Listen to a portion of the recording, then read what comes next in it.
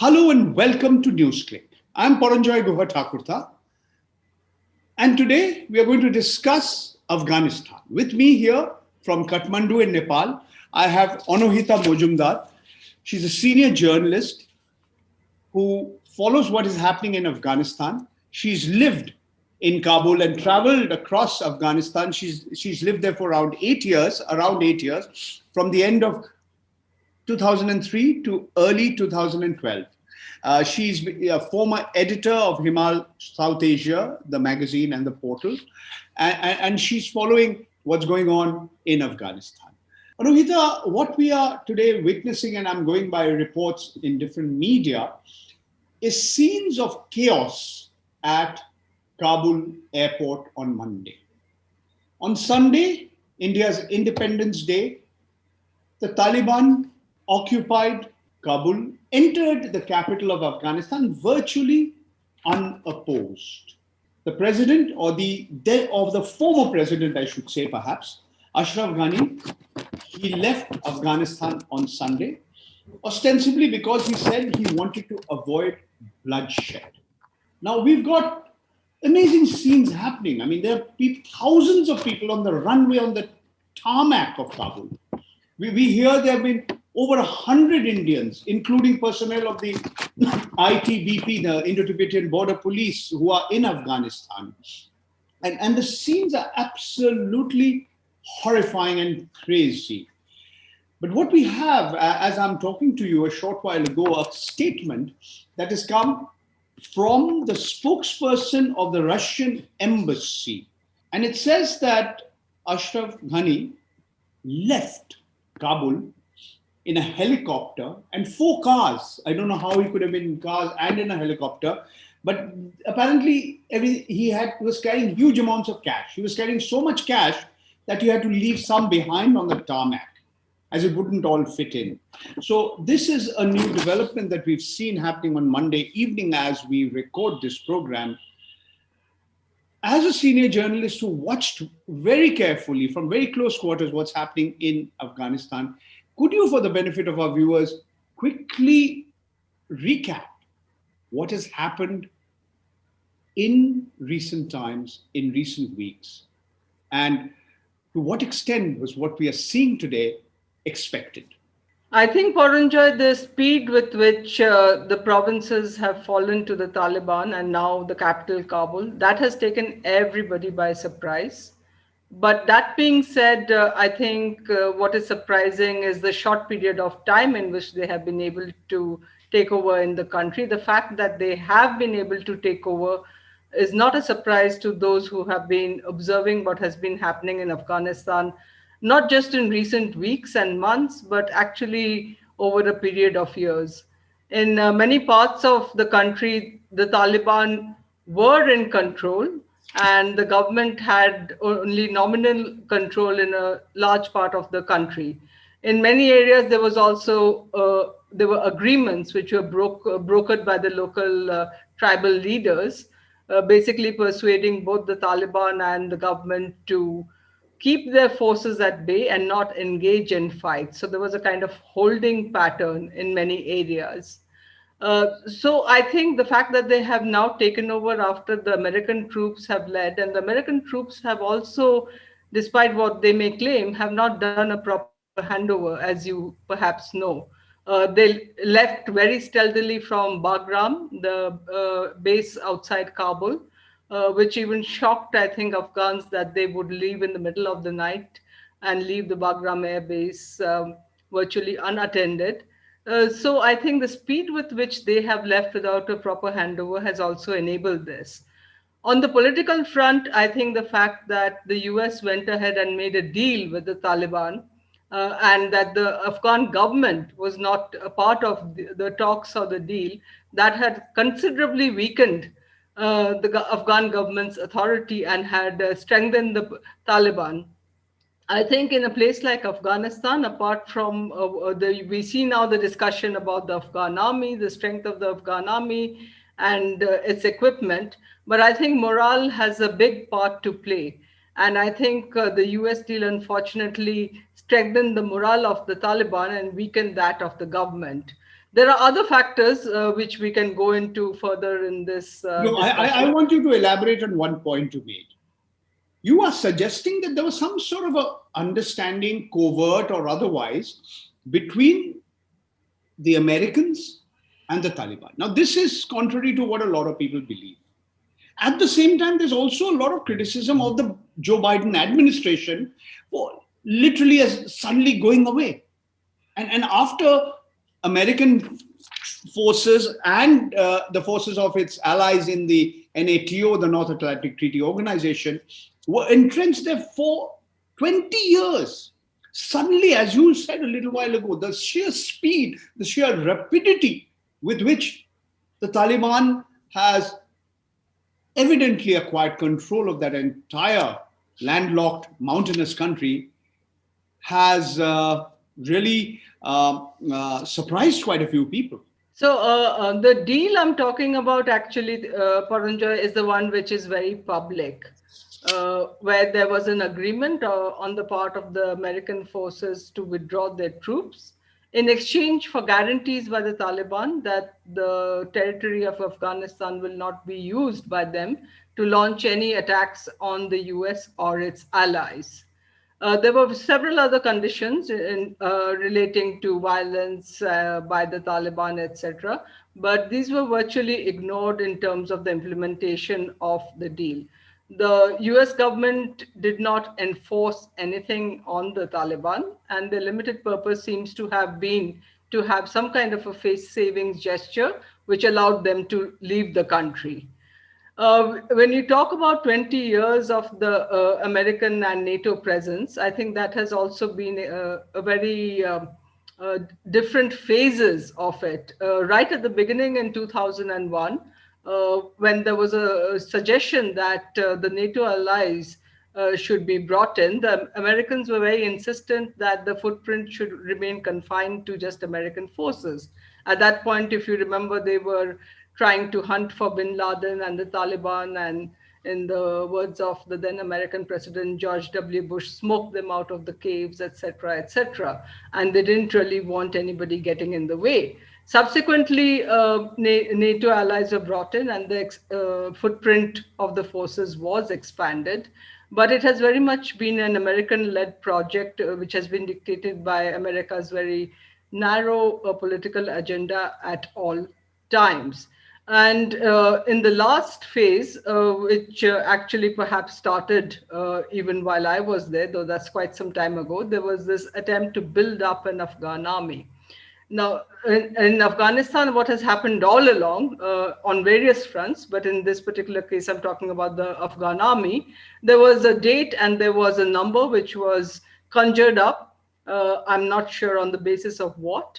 And so-called Afghan army was set up without adequate training, without adequate command and control structures. You cannot build an army for a nation overnight at that scale and not have some problems. And I think those problems were pointed out at that time. But I think with Afghanistan, the last 20 years have been more about ticking boxes on time rather than actually looking at the reality on the ground. Tell me, Anohita, do you see a continuity in American policy towards Afghanistan? George Bush Sr., George Bush Jr., Trump, Obama before Trump, Obama, and now Biden. I mean, is it that there is not even, I mean, you don't make out even much of a nuance in the way in which successive American administrations over the last 2 decades have looked on Afghanistan? Maybe you can talk a little bit about that. I think there are different phases in the domestic policy of the US insofar as it has impacted on Afghanistan. So I would say that the Bush administrations perhaps had more of a desire to get into Afghanistan and change things, whereas Obama himself wanted to curtail the number of troops. And he didn't really do it to the extent that he had thought he would. And Biden has followed in Obama's vein by uh, reining in the number of troops and bringing it now down to zero. Now, of course, he is following, policies which were put in place by his predecessor, President Donald Trump. But Biden has also he has picked and chosen which of the policies of Trump he wants to follow through on, and which ones he wants to disband. In this particular case, I think there is no appetite for continuing in Afghanistan within the domestic sphere of US politics. And he probably felt that he would lose a lot of goodwill, which he had when he came into power, if he allowed this to continue, because at the time that he took office, things were in quite a bad shape in Afghanistan, and there was no easy way out. Would he have taken this step if he had known that it would result in the kind of scenes that you have just described? Would he have taken that step with alacrity if he had known exactly this? I don't know. No, The fact let me that these interrupt you. scenes would come into place at some point was known, but perhaps he thought that there would be enough of a gap so for the US administration to wash its hands off and blame it on the Afghans. No, But one right minute. now, One minute. clearly, The Biden administration is being criticized from different quarters for having not being unable to anticipate what would happen. Okay, there is a certain continuity and there's also certain changes. And yes, the domestic politics of the US also dictates the American government or the administration's the way it looks on Afghanistan. But the question that is being asking, by leaving a fairly substantial section of the Afghan population, which was opposed to the Taliban, virtually in the lurch, and not being able to anticipate what would happen, is seen as to be a major failure of the Biden administration. Would you agree? not entirely, Paranjoy. Like I said, I think this could be foreseen. And anybody who's following Afghanistan, including American advisors, American policy experts, they have anticipated this. The only thing not anticipated was how quickly it would happen. And I'm sure the Biden administration thought that there would be a respectable amount of time, say 6 months or so, which it would take for the government in Kabul to fall, at which point they could much more easily blame it on Afghan Got it. infighting, Got the it. shortcomings of the Afghan government. Whereas right now it has come straight on the heels of the departure of the American forces, and therefore it's more obviously and blatantly being linked to them. Okay. The same criticism is now being leveled at New Delhi. Yes, the process of evacuating Indians and persons of Indian origin from different parts of Afghanistan had started some time back. Well, some time back. But the very fact that you even today, according to news reports, have 200 odd Indians stationed in Afghanistan, including, I was told, about 100 odd personnel of the Indo-Tibetan Border Police.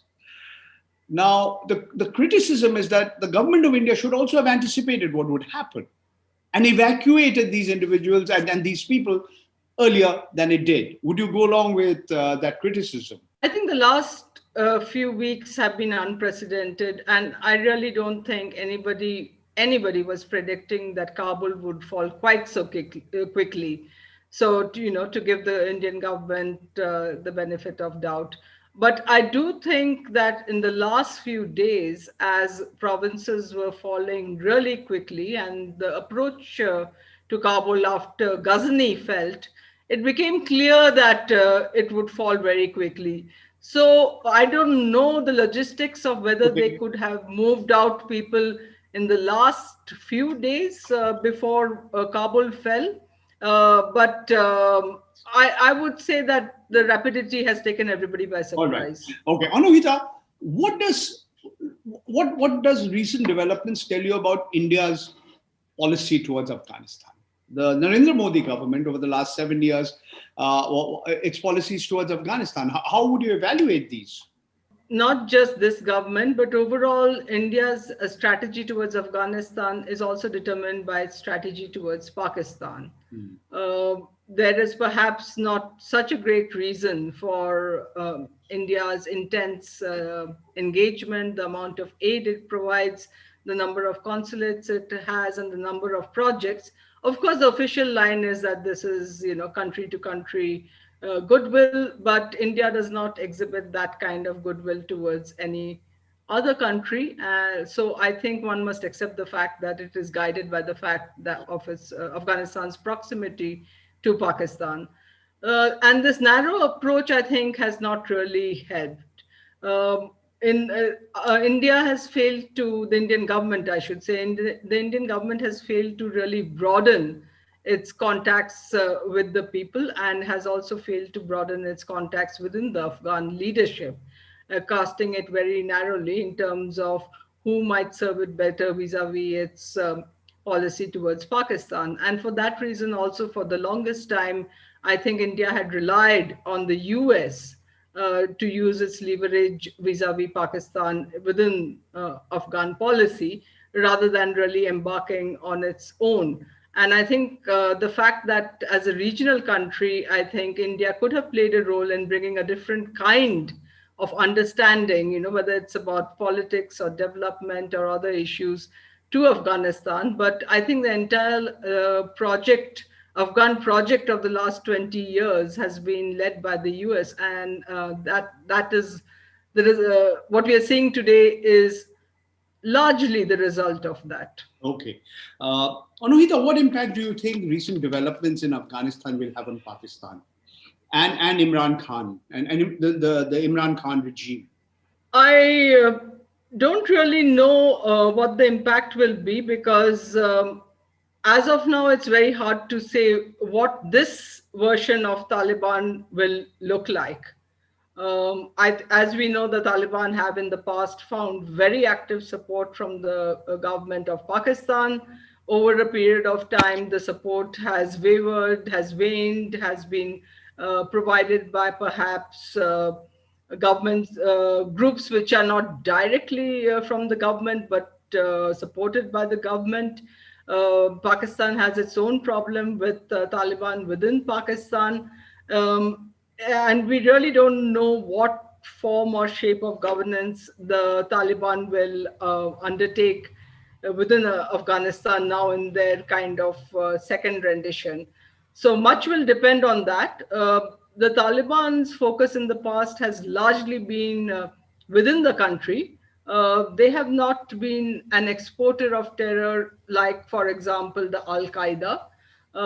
What happened in the last few years of the Taliban when they were earlier in power was very much at the behest of Al Qaeda. For example, the blowing up of the Bamiyan Buddhas that happened in 2001, whereas March Taliban. 2001. I'm going to come to that in a short while from now. But I wanted to ask you the impact on Kashmir, militancy in the Kashmir Valley. Do you expect, as some do, that what has happened in Afghanistan would result in an escalation of tensions in the Kashmir Valley? I don't know, Paranjoy.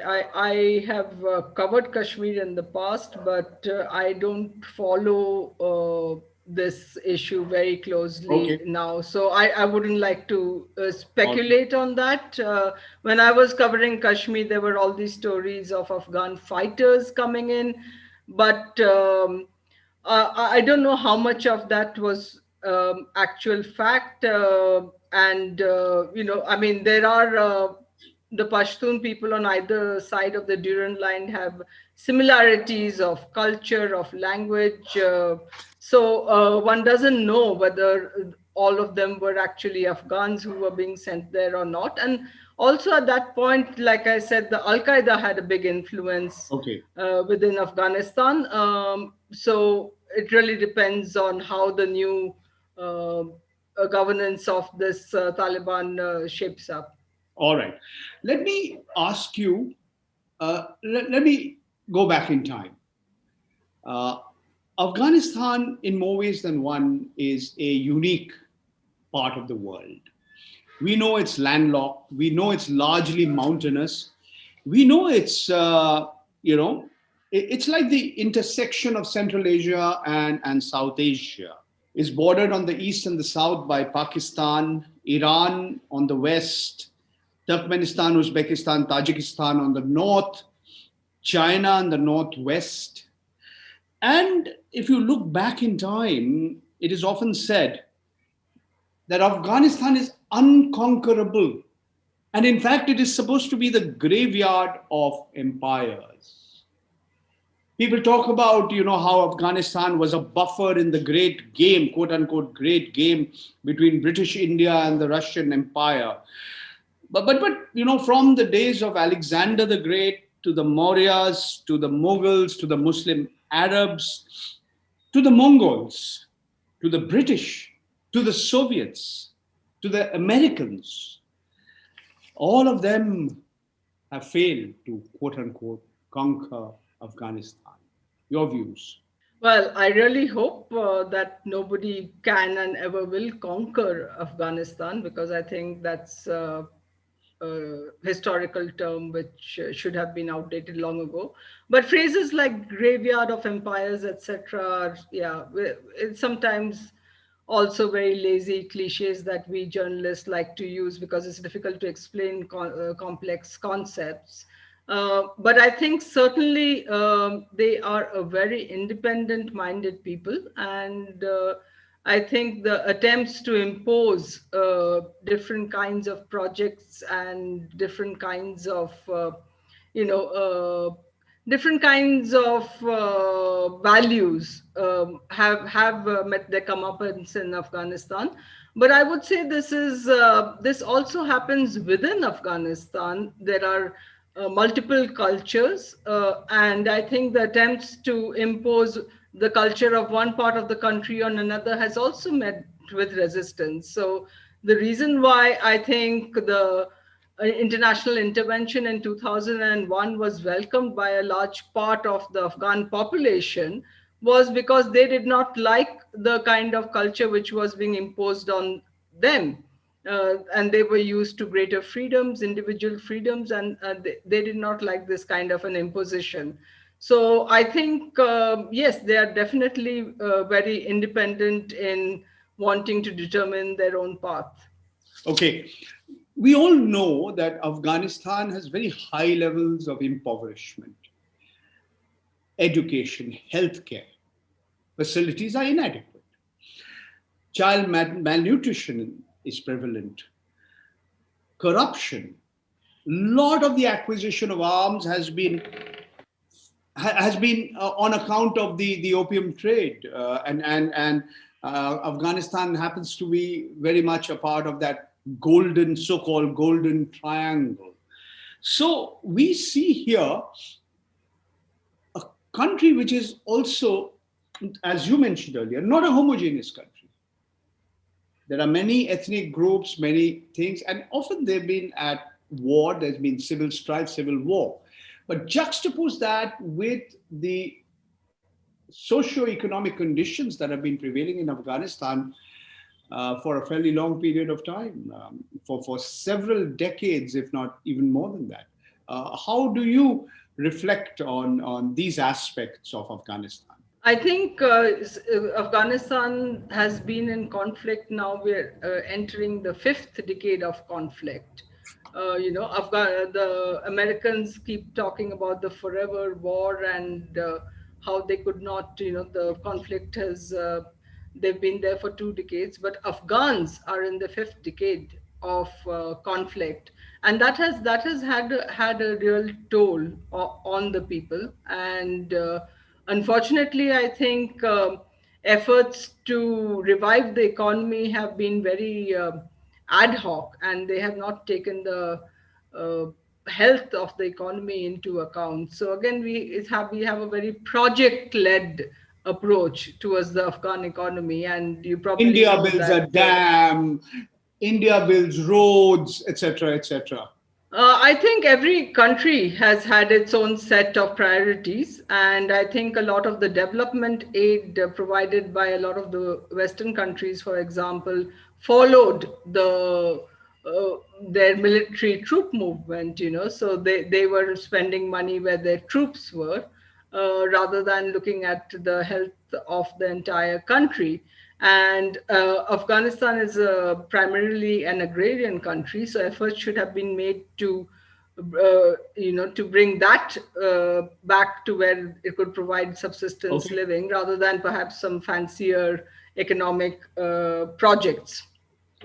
Okay. Anuhita, it's not just Afghanistan as a country, but the Taliban has been negatively stereotyped, I could argue, in the international media, including in India. And these kind of stereotypes get reinforced. You mentioned earlier in our conversation about the Bamiyan Buddhas, the amazing 6th century carvings in the middle on a mountainside that was carved in, which was blown up in March 2001. Now, that's one part. The other is the treatment of women. And in the international media, there's a surfeit of horror stories which would seek to tell you how terrible, how regressive, how fundamentalist the Taliban are.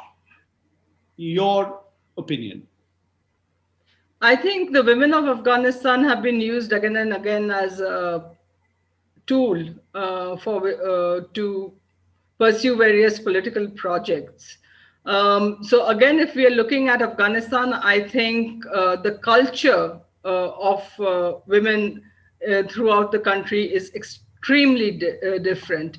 Kabul was a city which was much more cosmopolitan than our capitals, a century ago. But in parts of the deep south in Afghanistan, the culture is much more conservative, and they would observe parda, which in their case would be the burqa, for any time they stepped out of the house. And some women, in some parts, women don't go out without an escort. But this is also part of the local culture. What the Taliban did was try to impose their version of having women, not having women in the public space without escort, and without the proper, what they would consider the proper attire throughout the country, which, like I said, was not acceptable to large parts of the country. But I think in order to pursue a political project, they have not really looked at the Taliban. And I would argue that even if, from a strategic point of view, somebody is viewing the Taliban as an enemy, I think it's important to be realistic about actually, what the enemy is like. And I think the rush to demonization has conflated women's rights with this picture of the Taliban, which is, it's much more nuanced. So I'll give you two examples which might be surprising to most people.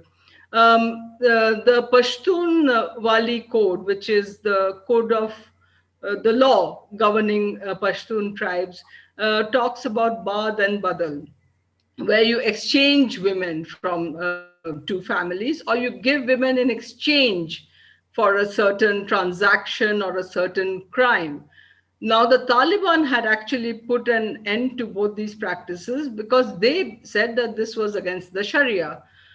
Similarly, they have, in the last few years, in many areas where they have had control, they have put an end to these exorbitant bride prices that are prevalent in Afghanistan. So I think a more nuanced appreciation of their character, and much of it is extremely regressive, because they are imposing the culture as a state party on areas of Afghanistan where the culture is very different. It needs to be considered, but it's more nuanced than most people understand it to be. Okay. We are almost at the end of our conversation, Anuhita. I have two last questions for you. I'll look back again, and then I'll ask you to look ahead. Look back. Look, there's a long history. I'm not an expert on the subject. 1919, the Third Anglo-Afghan War, monarchy, King Amanullah, then Zahid Shah. For about half a century, you had the monarchy. And then we see gradually changes happening. Late 70s, the Soviets come in, 1978. 80s, the fight with the Mujahideen. Then we see by the mid 90s, much of Afghanistan has been captured by the Mujahideen. We know what happened to Najibullah and the terrible way he died. I mean, I don't know. People are today contrasting Ashraf Ghani's fleeing his country with what happened to uh, Najibullah. But the and then of course the US invasion comes in 2001. When you look back, how do you then contextualize what is happening today in the history, in the history, given the history, the very troubled history and the checkered history of Afghanistan? And from here, I'd ask you to reflect what is likely to happen in the near future. I think, unfortunately, Afghanistan has also not been allowed to pursue its own destiny by various countries. And Afghans are always blamed for the violence within their country, but they have never really been left alone. You talked about how Afghanistan was a buffer, between the Tsarist Russia and the British Empire. And I think all along it's been seen as a staging post for various ambitions in the region and outside the region as well. So if Afghans were given a chance, we would, things might be very different. Looking ahead, it's very, very difficult at this point of time to predict anything. But I have friends who are in Afghanistan and friends who are also not all are trying to leave the country. They feel like it's their country and they are there to stay and work for the country. So I think the hope must rest with people that the Afghan people get the kind of governance and political leadership that they deserve. Thank you so much, Anohita, for Thank you. sharing your thoughts, your views on what is happening in Afghanistan. And as you rightly pointed out, it's extremely difficult to predict where what will happen in the near future. And we all hope that the people of Afghanistan will have a greater say in shaping their destiny. Thank you once again for being with us. And all of you who've been watching this program, do keep watching NewsClick.